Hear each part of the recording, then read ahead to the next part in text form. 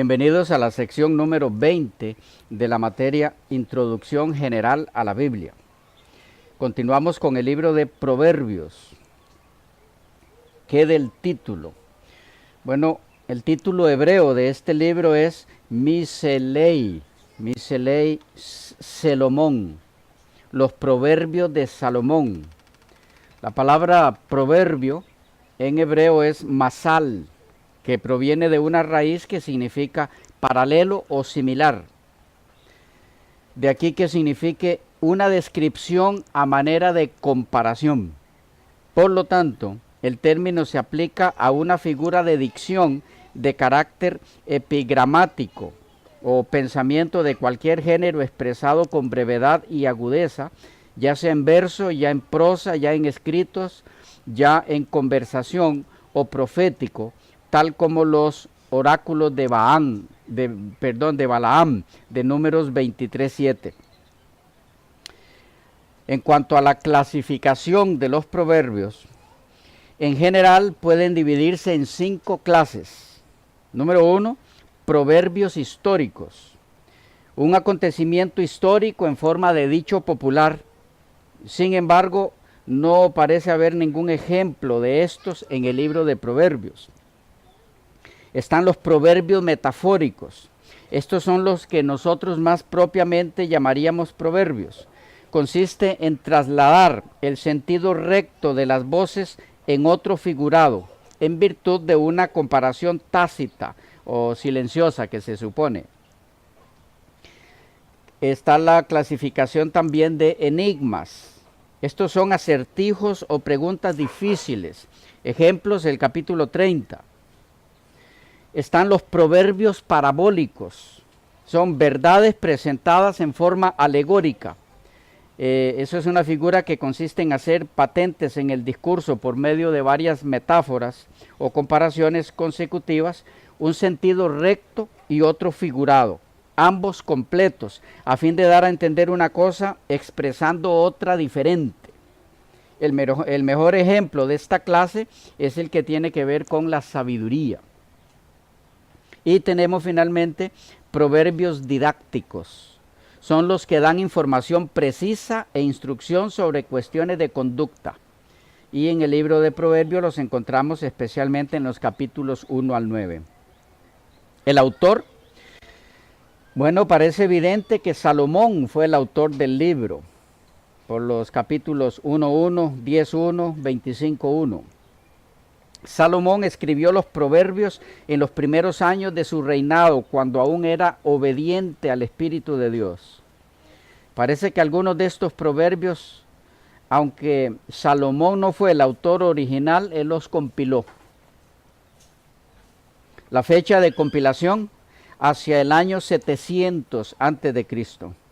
El tema, Proverbios es un libro sumamente práctico. Lo que más se le aproxima en el Nuevo Testamento al libro de Proverbios es la epístola de Santiago.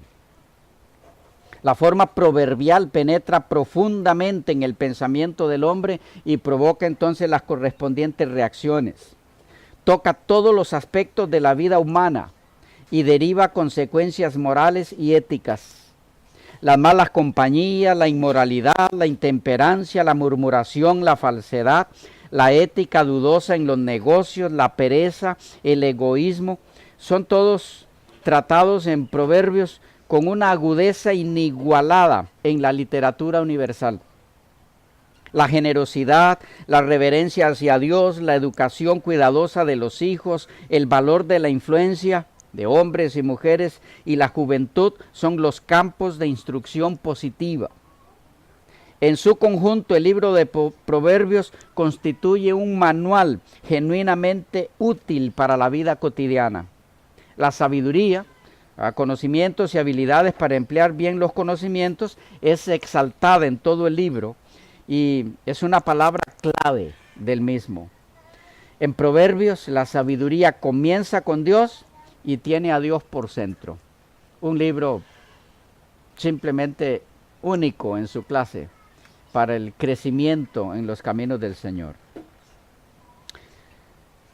Eclesiastés libro de Eclesiastés o el predicador. El título en hebreo es Coelet, que significa predicador, o el que habla a una asamblea. Esa palabra se emplea 7 veces en este libro, pero no aparece en ningún otro lugar del Antiguo Testamento. Los traductores griegos lo llamaron Eclesiastés, que significa el oficio de un predicador. Este título se acomoda bien al libro, que contiene muchos rasgos de sermón.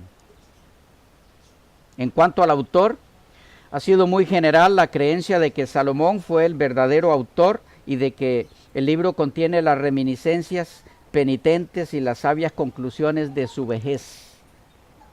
Aquel ilustre monarca, después de haber sido abundantemente dotado de sabiduría, se apartó de Dios y buscó la felicidad en prácticas terrenas e idolátricas, según Primera de Reyes 11, 1 al 3. Pero en sus últimos años reconoció su locura y nos resalta en este libro sus experiencias, habiendo sido las verdades que en este libro se enseñan proclamadas por él en público a los que de todas partes acudían a su corte para ser instruidos por su sabiduría. Desde los tiempos más antiguos y por consenso universal se ha considerado al rey Salomón como el autor del Eclesiastés. La frase hebrea, hijo de David, rey en Jerusalén, del capítulo 1:1, se ha considerado como una prueba suficiente de la paternidad literaria de Salomón. En cuanto a la fecha de composición, al final del reinado de Salomón. El rey Salomón murió en el año 931 o 30 y se acepta que él fue el autor. Si aceptamos esto, entonces la fecha de composición sería inmediatamente anterior a dicho año. En cuanto al tema, Eclesiastés habla de la lucha del hombre por encontrar significado y satisfacción a la vida. El tema básico es que la vida es vacía y no tiene sentido aparte de una recta relación con Dios. A menos que el hombre llegue a conocer al Creador, nada de lo que ha sido creado podrá darle paz y satisfacción. Todo será vanidad, según 1:2 y 12:8 del libro. Toda búsqueda por el hombre con el tiempo le dejará descontento y vacío, si esa búsqueda no es la búsqueda de su Creador. Cantar de los Cantares. El título de este libro en hebreo es El Cantar de los Cantares, igual. Es un título superlativo que denota el mejor o el más excelente de los cantares. La Septuaginta tradujo el título Asmatón y lo puso después del Eclesiastés, posición adoptada tanto en las Biblias protestantes como católicos romanas. El Cantar de los Cantares es uno de los 5 Megillot, los 5 rollos que los judíos leían en diversas festividades. Cantares en la Pascua, Ruth en Pentecostés, Eclesiastés en los tabernáculos, Esther en Purín y Lamentaciones en el aniversario de la destrucción de Jerusalén. Normalmente Cantares va detrás de Job en la Biblia hebrea. En cuanto al autor y la fecha, este libro fue escrito por el rey Salomón quizá alrededor del 960 a.C., en los primeros años de su reinado. El libro declara que Salomón lo escribió en 1:1 y su nombre es mencionado varias veces en el texto. 1:5, 3, 7 y 9 y 11 y 8, 11 y 12. Capítulo 8, versículos 11 y 12. La voz unánime de la antigüedad atribuye este poema a Salomón. Sus versos, es decir, sus poesías, dice el historiador sagrado, fueron 1005. Primera de Reyes 4:32. Y este se llama en hebreo el Cantar de los Cantares, es decir, el mejor de todos sus cantos. En cuanto al tema, R.K. Harrison, citando a E.J. Jones, se expresa así sobre el tema del Cantar de los Cantares. El cantar celebra la dignidad y pureza del amor humano Este es un hecho en el cual no siempre se ha puesto el suficiente énfasis. Así, el cantar tiene un propósito didáctico y moral. Viene a nosotros en este mundo de pecado donde en todo lugar se encuentra la concupiscencia y la pasión, donde nos atacan fieras tentaciones tratando de apartarnos de la norma dada por Dios en cuanto al matrimonio. Y nos recuerda, de un modo particularmente bello, cuán puro y noble es el verdadero amor. Sin embargo, esto no agota el objetivo del libro, siguen diciendo estos autores. No solamente habla de la pureza del amor humano, sino que el solo hecho de haber sido incluido en el canon nos recuerda aquel amor que es mucho más puro que el nuestro.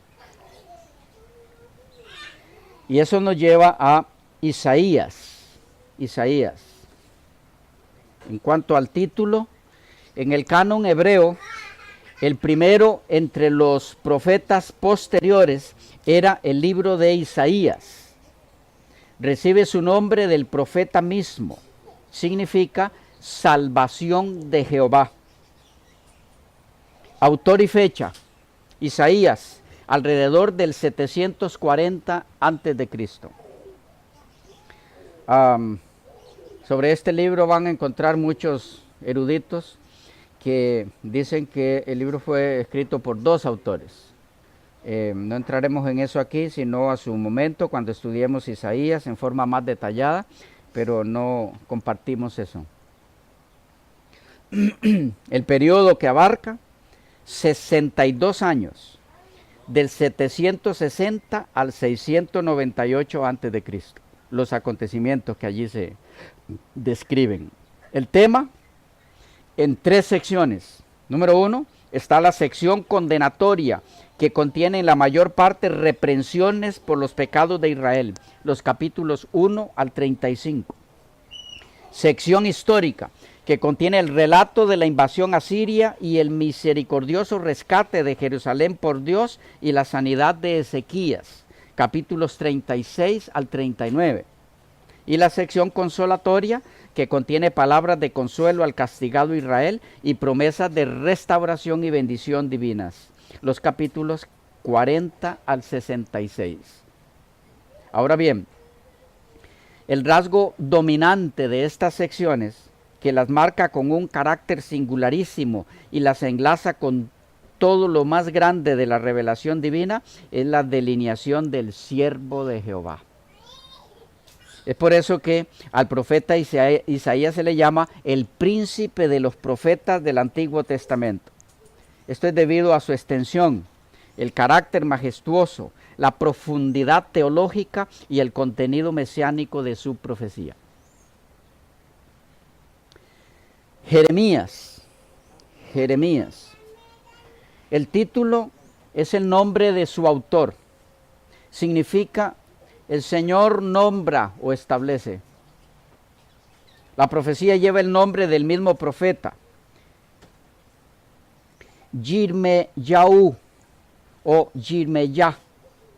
En la Septuaginta el nombre aparece como Jeremías y en latín Jeremías. La fecha en que se escribió, entre el 627 al 580 a.C. El periodo que abarca alrededor de 40 años, lo que allí se describe. Periodo que abarca su ministerio. Jeremías dictó el libro a su secretario Baruch y profetizó aproximadamente desde el 626 hasta el 580 a.C. El tema, la advertencia a Judá de que sus pecados provocaría el castigo y que éste le llegaría del norte, de Babilonia, en un futuro próximo. Su profecía se cumplió mediante el cautiverio babilónico. Jerusalén cayó en el 586 a.C. Jeremías también denuncia los pecados de las naciones circundantes, pero hay en su mensaje un aspecto luminoso. Por ejemplo, sus profecías del Mesías venidero, capítulo 23, 31, 33, etc. En Jeremías 33, 16 es una gran promesa mesiánica. Lamentaciones. El libro de Lamentaciones. En cuanto al título, los hebreos lo llamaban Ekah, E-K-A-H, Ekah. ¿Cómo? ¿Cómo? Por la primera palabra de los capítulos 1, 2 y 4, que es característica del lamento. Después los rabinos lo llamaron Kinot, que significa gemidos altos o lamentaciones como lo de un canto fúnebre. Lamentaciones es la traducción castellana de la palabra griega trenoi, que significa gemidos altos. El autor, Jeremías, hijo de Hilcías, un sacerdote de Anatot, en tierra de Benjamín. Jeremías fue llamado al ministerio cuando aún era joven, según el 1:6, en el año 13 del rey Josías, como 70 años después de la muerte de Isaías. Este libro es un apéndice a las profecías de Jeremías. Los judíos colocan este libro entre los megillot o rollos y se lee en las sinagogas el día 9 de Ab, corresponde a nuestro julio, aniversario de la destrucción del templo. Fecha en la que se escribió aproximadamente en el 586 a.C. El tema podemos verlo en 4 áreas. 1. La expresión literaria de la gran tristeza de los fieles de Israel por la pérdida inmensa de su ciudad y templos sagrados. Esas lamentaciones expresan la profundidad de la soledad de Israel cuando la gloria de Dios se apartó con vergüenza de en medio de ellos. 2. El registro de la manera completa y literal del cumplimiento de las advertencias de juicio de Dios a la ciudad venerada y su santuario cuando persistieron en la idolatría y en la rebeldía. 3. La confirmación de la soberanía de Dios. Y 4. La fidelidad de Dios en el juicio y en el cumplimiento de sus promesas. Ezequiel, libro de Ezequiel. El título, el nombre hebreo probablemente signifique quiera Dios hacer fuerte. Quiera Dios hacer fuerte. En la Septuaginta se traduce Yesequim y en la Vulgata Ezequiel. El autor, Ezequiel. Ezequiel nació alrededor del 622 a.C. en la tierra de Judea, probablemente alrededor de 25 años cuando fue llevado a Babilonia en la segunda deportación. Lo mismo que Jeremías, Ezequiel es un sacerdote que fue llamado por Dios para ser también profeta. Ezequiel 1:1-3. Fue llevado cautivo a Babilonia en el 597 a.C. y da al comienzo de su ministerio profético en el año 5 del cautiverio del rey Joaquín, en el 593 a.C., sus profecías y las finales fueron dadas en el año 570 a.C., según el 29:17 de su libro. Por ello, la fecha de este libro sería alrededor del año 570 a.C.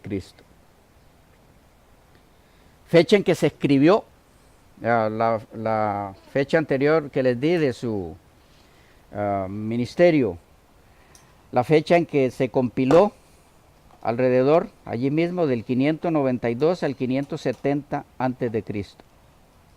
El tema, la destrucción de Jerusalén al apartarse la gloria y la restauración al volver la gloria. Dentro del tema se ve un propósito doble. El propósito de Ezequiel era doble, como se ve en las dos divisiones principales del libro. Número 1, promover el arrepentimiento y la fe mediante la advertencia del juicio inminente de Dios a Jerusalén y a las naciones. Y 2, estimular la esperanza y la confianza por su mensaje posterior de confirmación de que finalmente se reuniría de nuevo la nación, se restauraría la ciudad y se reconstruiría un templo, o se construiría más bien un templo nuevo. Daniel, libro de Daniel. Título es el nombre del autor. un cautivo judío que vivió en Babilonia desde el 605 hasta al menos 536 a.C. Este libro fue escrito probablemente hacia el final de este periodo de tiempo. El autor, Daniel, nacido en Jerusalén de linaje real, como en el 623 a.C., durante la reforma de Josías y la primera parte del ministerio de Jeremías. Fecha en que se escribió alrededor del 535 a.C. El tema: el soberano control de Dios sobre la historia de la humanidad, con énfasis en los acontecimientos finales o escatológicos a partir de la primera venida del Mesías hasta la segunda venida. Es un completo manual de historia y profecía, enfocando la profecía como una visión anticipada de la historia. Época que abarca el ministerio de Daniel, desde Nabucodonosor hasta Ciro, abarcando un periodo de unos 73 años, desde el 607 hasta el 434 a.C. Daniel fue un libro canónico de las Escrituras del Antiguo Testamento tan pronto como fue escrito en el siglo VI a.C. En este caso quisiera referirles a que puedan leer de este servidor alguna información que puede ser provechosa en el documento Introducción al libro de Daniel. Está en nuestra página en PDF y también está en video.